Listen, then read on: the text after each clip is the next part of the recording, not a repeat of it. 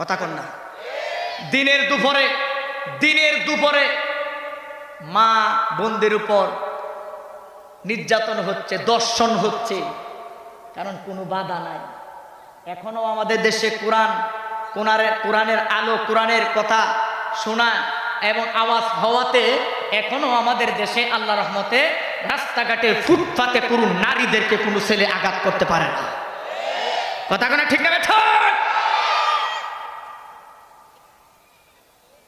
তাহলে তো এই মাহফিল হওয়াতে সবাই খুশি।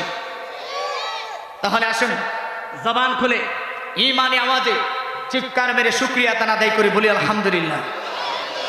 আর একটু মহব্বতে বলি আলহামদুলিল্লাহ।